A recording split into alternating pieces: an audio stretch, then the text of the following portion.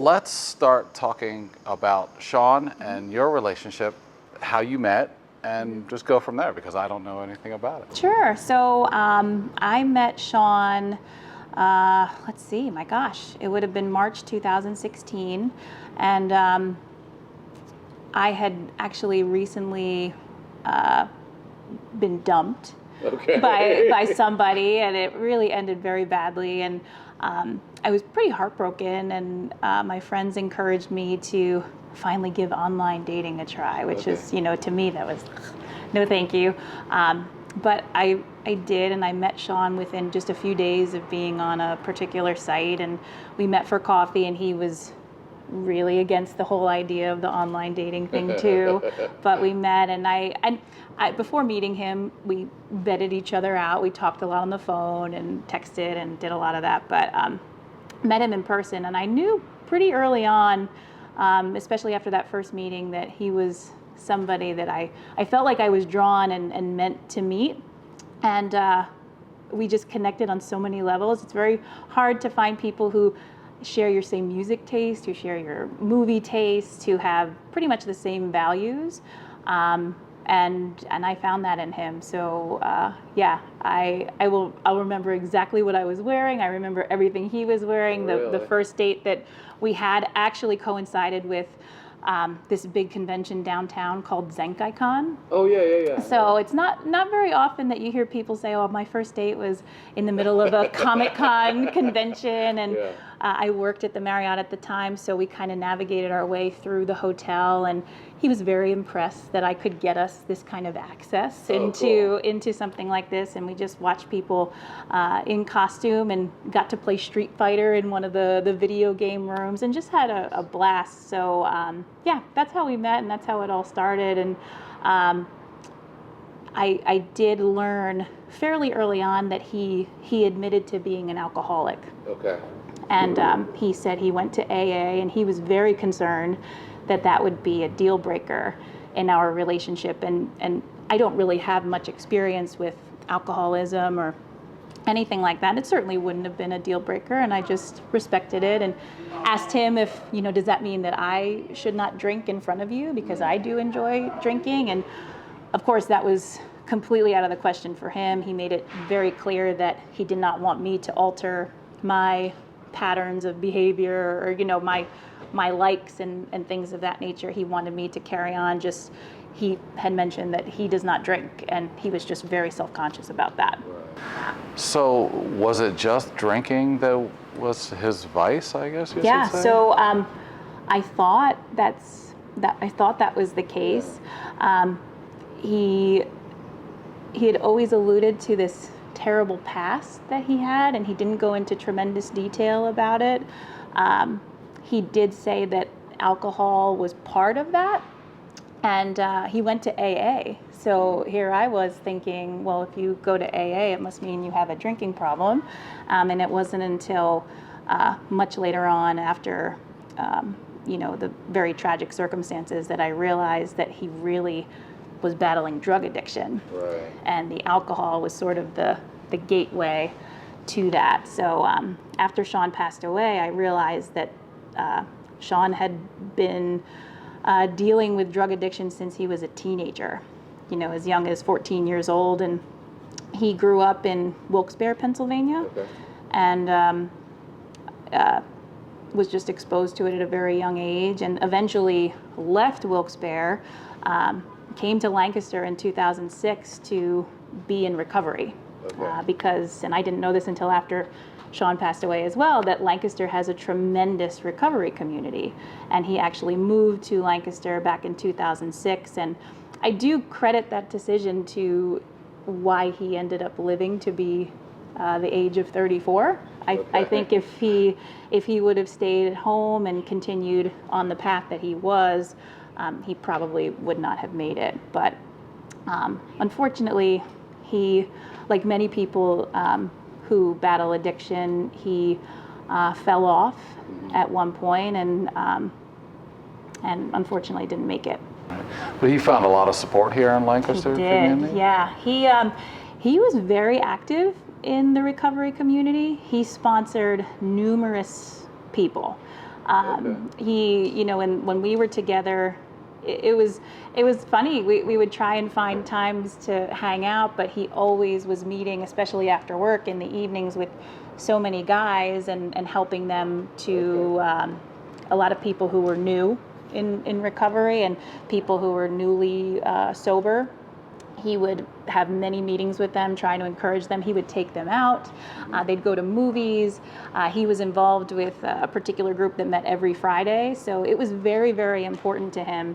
And he had a lot of friends in AA as well. And, you know, when he introduced me to all of his friends from AA, I thought, oh my gosh, there are so many young people that have this terrible drinking problem. And I wasn't really attuned to it. But after he passed away, I realized, oh, all these folks, it's heroin. Yeah. That's what they've been battling, that addiction to heroin. And they found comfort and encouragement and solace in AA.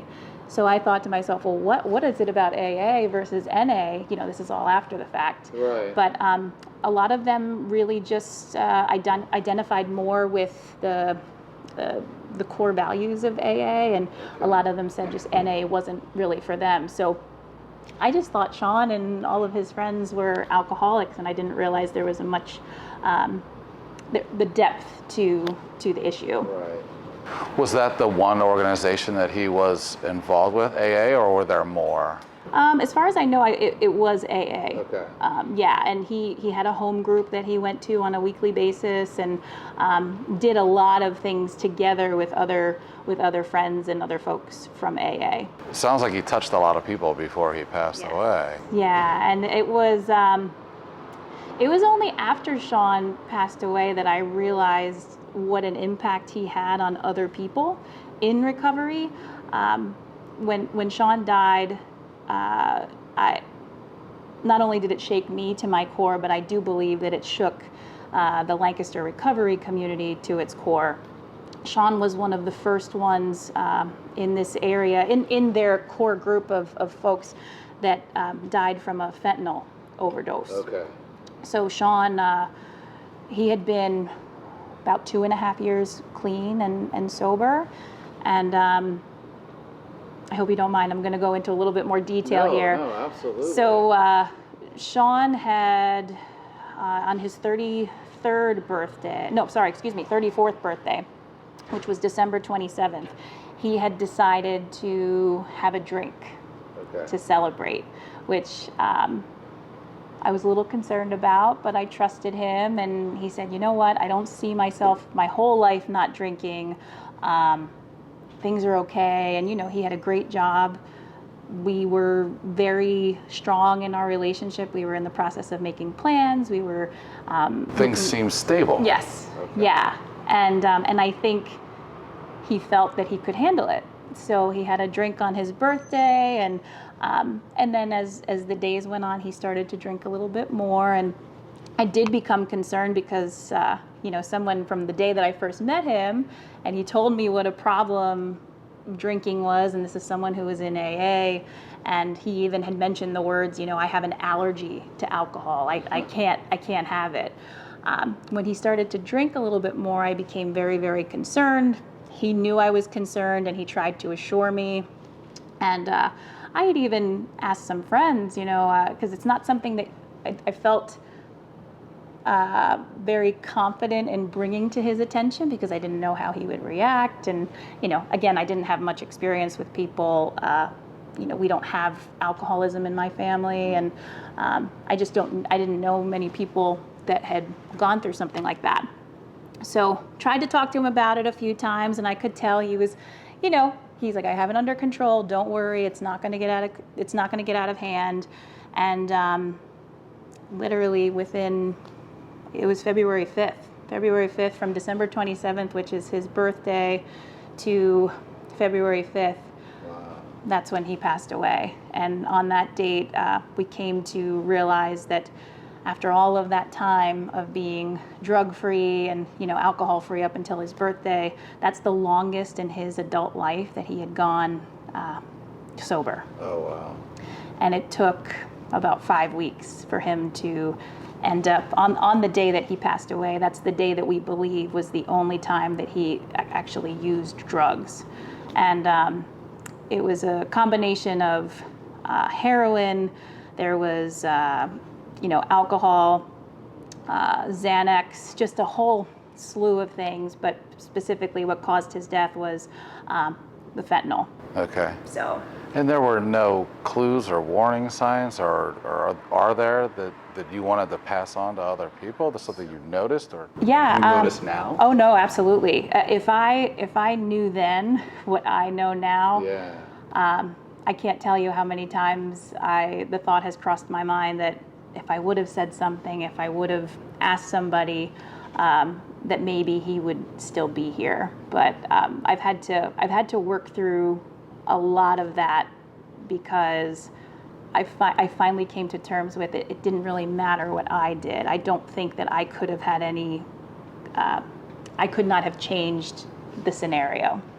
Okay. And I spent a lot of time, many months, blaming myself for his death because my failure to ask his family and ask his closest friends, my concerns about his drinking. I truly did blame myself.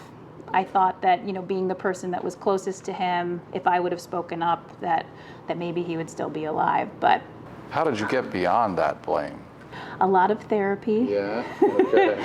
A lot of therapy, and actually, believe it or not, doing exactly what I'm doing right now. Okay. Just speaking about it to people, and letting people hear what I have gone through.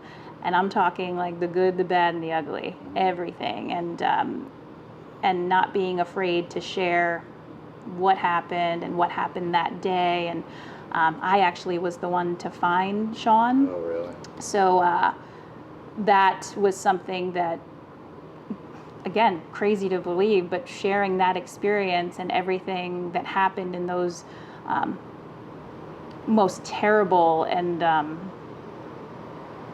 unforgettable moments that are like seared into my memory. Talking about that has really helped to heal me in a lot of ways, and learning from other people who battle addiction and hearing from them, straight from them, that there truly was nothing that I could do.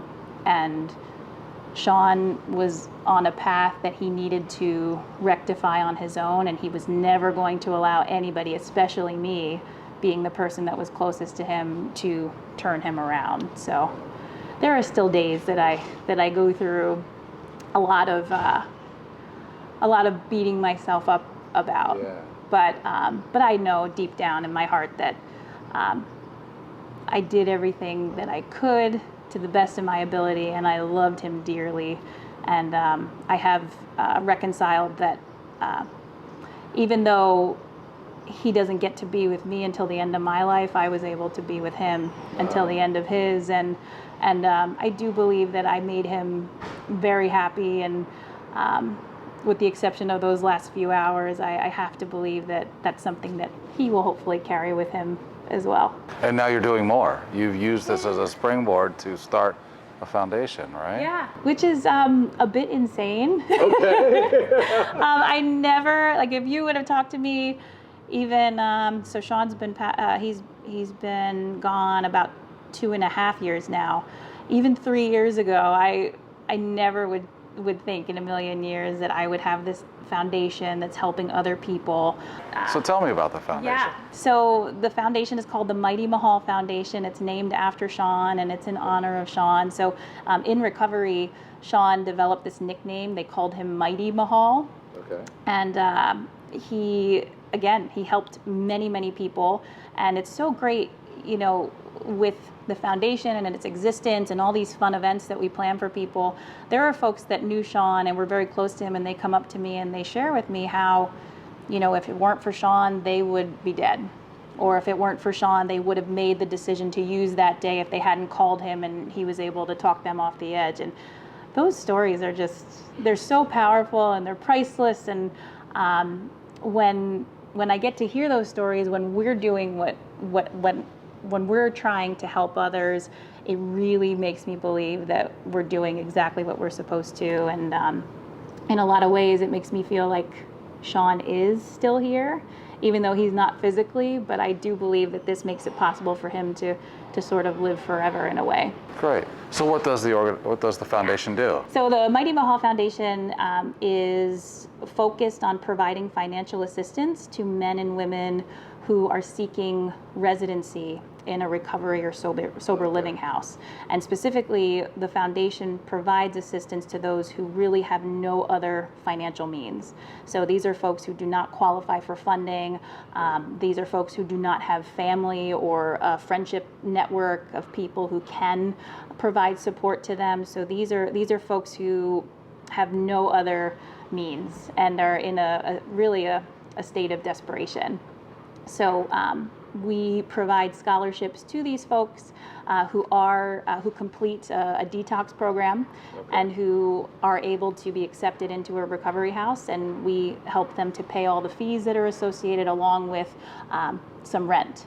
So each recovery house in Lancaster is a little bit different. They have different fees, different rent prices. So the amount that we offer a scholarship in the amount of $500 to each recipient. So that gets them started, and they're able to live there without having to worry about payment for a little bit. Are the recipients all local? Like Shaun came from somewhere else. Are other people coming to Lancaster County because of the work you're doing? So that's really great too. Yeah, we've been contacted by lots of folks in the Philadelphia area. Okay. And these are people, these are some folks who not only are coming out of a detox program or some sort of rehab, but these are individuals coming from jail. So that's what's so great about our program. We simply ask our folks to fill out an application indicating, what their history is, and they should state why they should receive the sponsorship, the scholarship. And it's heartbreaking and heartwarming to read the applications that come in, because you get to see what other people are going through. Some people have backgrounds very similar to Shaun's, and those are always the hardest to read because you feel like, oh my gosh, this could be Shaun, or this was Shaun, 10 years ago, or what have you. But is there something particular you're looking for, or is it just? We just want to help people that need it, honestly. And it could be men, it could be women. I actually brought a letter with me today. Okay. Would that be okay if I shared it with you? Absolutely. So we recently gave a scholarship to a woman who, she wrote a very compelling essay as to why she should receive it. And I have to admit, I don't get many thank yous from from the individuals that receive the scholarships, but this came in the mail recently, and I thought it was sort of perfect that I was being interviewed by you folks. Yeah, let's hear it. So it says, "Dear Jenny, I am writing to thank you for the Mighty Mehal Foundation scholarship granted to me for the Glass House." The Glass House is a local recovery house for women. "It was unexpected and helped me get launched into the next phase of my life as a recovering addict. As I explained in my essay, this is not my first rodeo. I've had 40 years of struggle, which began at the age of 10. I've had several long periods of recovery, but did not experience the necessary bottom while using. That bottom finally came. I lost 4 family members and countless friends in the past 5 years, including my fiance, who died holding me in his arms. I still can't fathom how I survived. All I know is I can't honor the memory of all who have passed if I am using. They would want to see me happy and free. I am 100% invested in recovery. Thank you for believing in me when I could barely believe in myself. With love and gratitude, Debbie." That's awesome. So yeah, to get something like that, I mean, how could we not do what we're doing? Yeah. So. And you also mentioned something, you said the word fun as well. And I heard that you do a kind of casino fundraising event. Tell me about that. So it all started with trying to come up with something that would help me to not be so, I didn't want to dwell on Shaun's death anniversary, and I didn't want to be so sad and so heartbroken and when he passed away in February. So decided to organize an event that would help raise money for the foundation to coincide with his death anniversary. So we do host this event. February 2020 will be the third event that we host.